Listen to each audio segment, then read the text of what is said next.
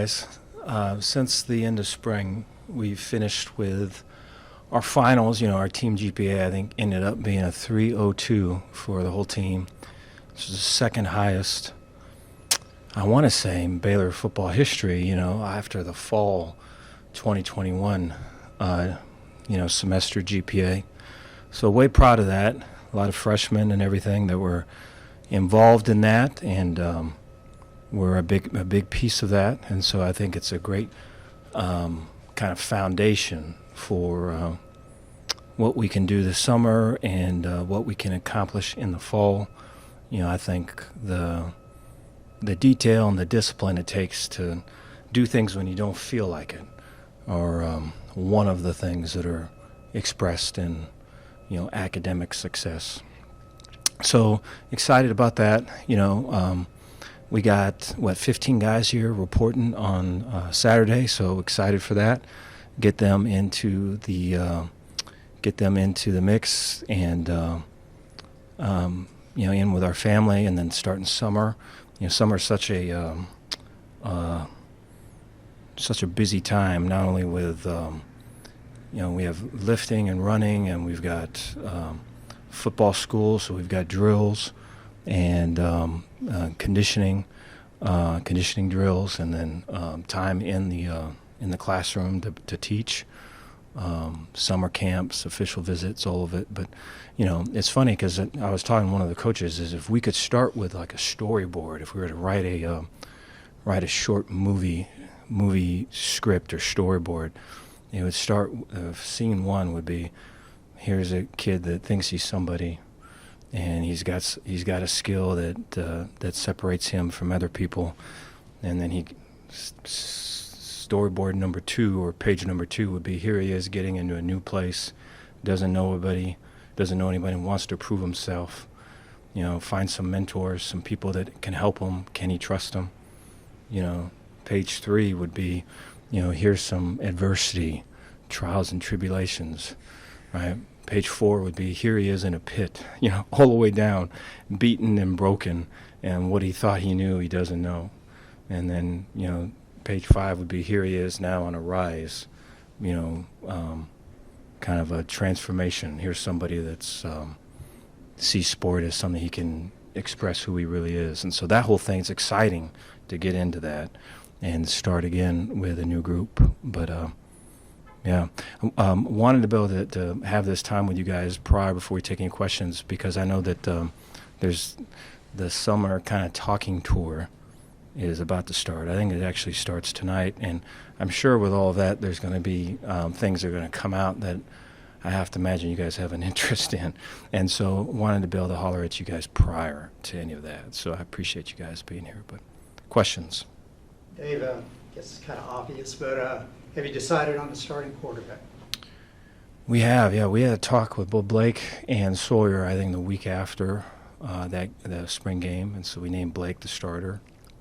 And I had a really good talk with Sawyer and Blake at that time. And, the reasons for all of that, twofold. One is I thought, Sawyer really progressed and got better at the end of spring. I think things settled down for him and everything. And I have to imagine he's going to continue to get better.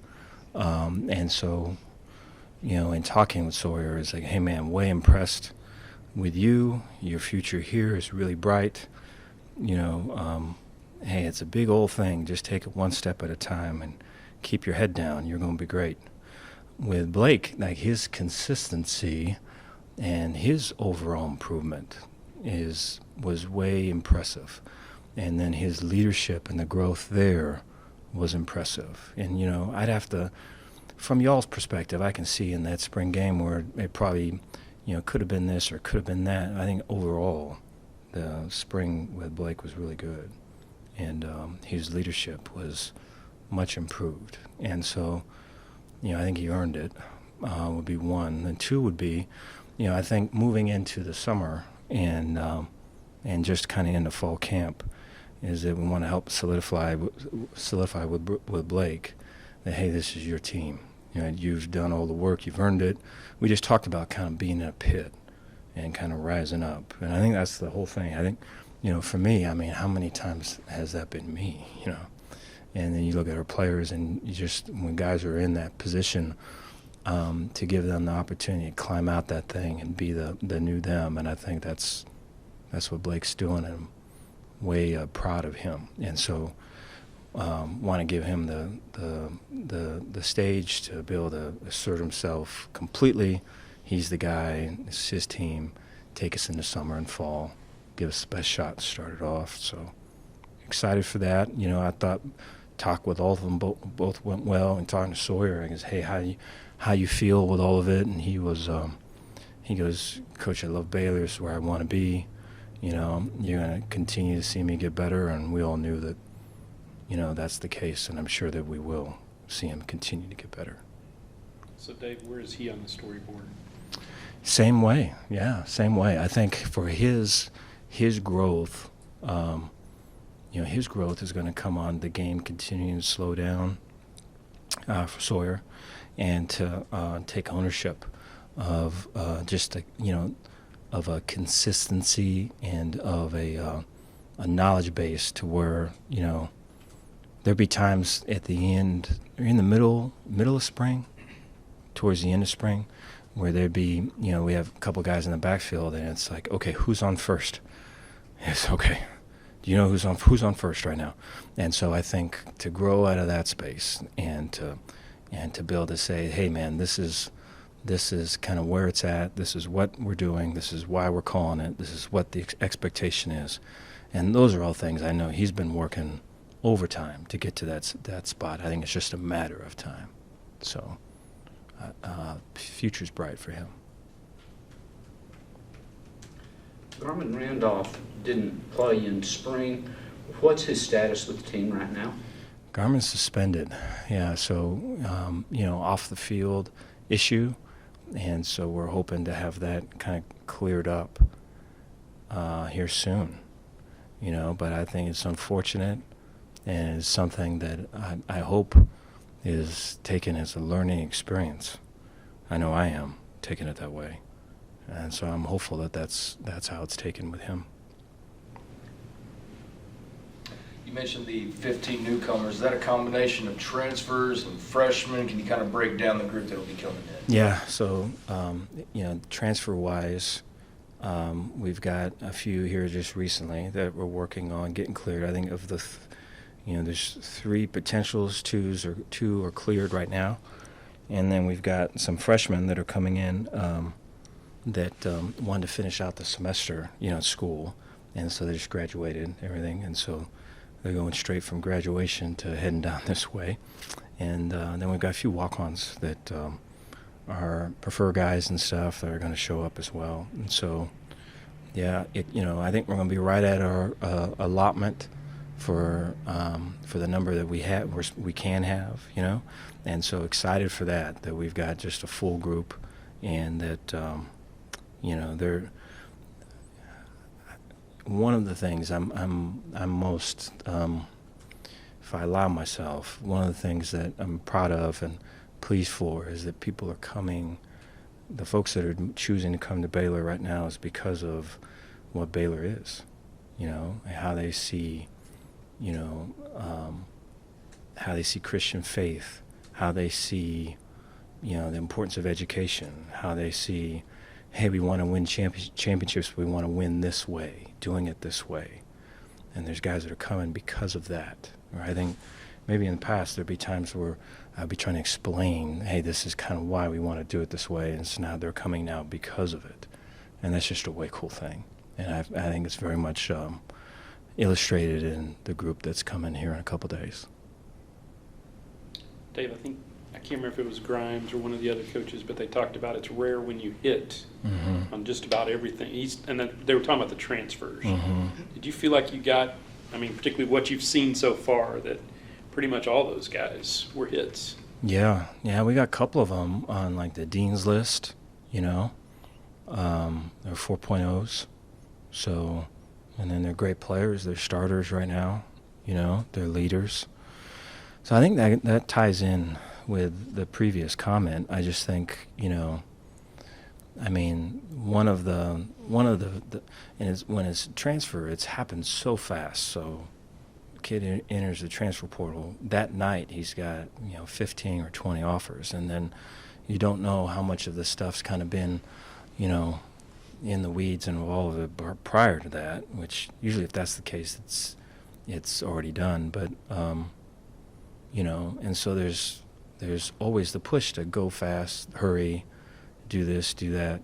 And so while we ascribe to that somewhat, and I feel like you have to, there is an element where they sit down with me and they kind of go through all this stuff with Baylor, and that could turn some folks away, And so for the guys that kind of turn to it, I think says everything, because that's the guy that we want. And so, there's enough dudes out there where you can get the ones that fit, and I feel like we have to this point. So, Dave, Byron Bonds, I believe he signed up. Yeah. What's he going to add to the team? pass rush. Yeah, I think I think when you look at the 3-4, there's the jack on this side of it. There's the wheel linebacker in the middle of it. There's the nose in the middle of it. I guess you could look at those two maybe as one guy or one element, I guess. And then there's the star on the other side. And so with the star and the jack, on or near the line of scrimmage with the 3 down linemen, that's 5 guys. Offense has got 5 guys to block those 5 guys. So how do they do it? If the jack is a legitimate pass rusher and can win a one-on-one, they'll slide the protection to the jack, which now allows the star to win a one-on-one versus a running back. And Jalen a couple years ago showed how that looks. If the jack is a rusher and the star is a rusher, then they have to block, those 5 have to block our 5, which now opens it up for either the nose to win a one-on-one on the center, or the will to rush and get a one-on-one on the running back. And so, you have all of these are 4-man rushes, and so, you can play your coverages with the 7 guys, whatever you want. But the essence of the 3-4 is who's the 4th rusher. And if you could do that in a way that ties in with attacking their weakness or their lack of numbers, the better it is for us. And I think, it starts with the jack rush. And so Byron gives us that. And he's also got great, he's got a great heart, great enthusiasm, very energetic. I think there's some, there's an edge that he's going to bring to us that I feel like we need. Dave's the first year 2-7, then 12-2, the great run, and then last year didn't finish well. Who are you among those 3 years? What do you expect from you in year 4? Yeah, all of it. I think keep growing, all of it. Yeah, I think there's a lot of learning and growth in all of those years, and so there's, I think just standing here in front of you guys now from 2020, and what was that, Zoom, I guess, just so different now than then. And so, I think to know better and to be humble at the same time and to be hungry for more improvement is who I would say I would be. You mentioned that maybe some guys pushed the envelope last year's team. Uh-huh. Have you seen anybody try to do that with you this spring? No. Yeah, I think, so last year, and I know this is, so last year with the discipline and all of it, I think what I did not do was, and it's funny because some of these things may be just selective just to us, I think. And, I've been on other teams where some of these things we're talking about would not have even been noticed by coaches or not even thought of as a thing, right? And these are all just kind of personal discipline, kind of, attention to school or how we practice. And so these are things that are important to me and to us, and maybe to some other places are not even thought of that way or not even noticed, And so I think the fit's a way important thing. That's why bringing in people that kind of fit all of it and can see it is way important, because if you come in and you're kind of this way, and there's other folks that signed up for something else, and it's like, I didn't sign up for this, you know. And so I think the everyone is kind of, you know, I think we've talked about it before, where everyone's seen, hey, if you go this way, this is kind of what comes. If you go that way, we know where that road leads. You know, if you just look at the last 2 years. And I think, you know, just the GPA and just all of the, I mean, I think, you know, we have a Baylor standard, so there's weight room, there's character, there's academic excellence, and we've more than doubled that standard, guys that have excelled on all three, which is a way cool thing. And so the challenge for us is to do all of that and win, to do that and win, to not do one and the other, which I think is maybe the other way that maybe some kids signed up for, or maybe some kids want to do. So we want to be able to win, but do all of it and have excellence in all of it. And it's hard to do now, especially nowadays. People see, you know, I don't know if it's as, I don't think it probably ever was a sexy thing, but it sure ain't now, you know. Dave, y'all lost a lot of guys at the safety position, specifically older guys, and then you have a lot of young guys currently in the room. What have you seen from that group that gives you optimism and also made you not really address that position in the transfer portal? No, I appreciate that. Yeah, I think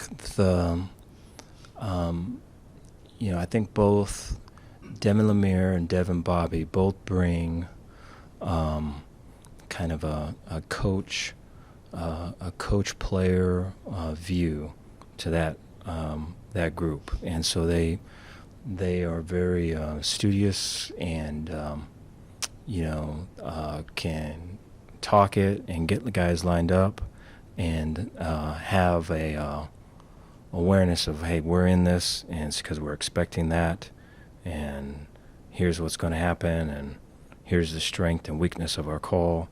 They're very much attuned to that.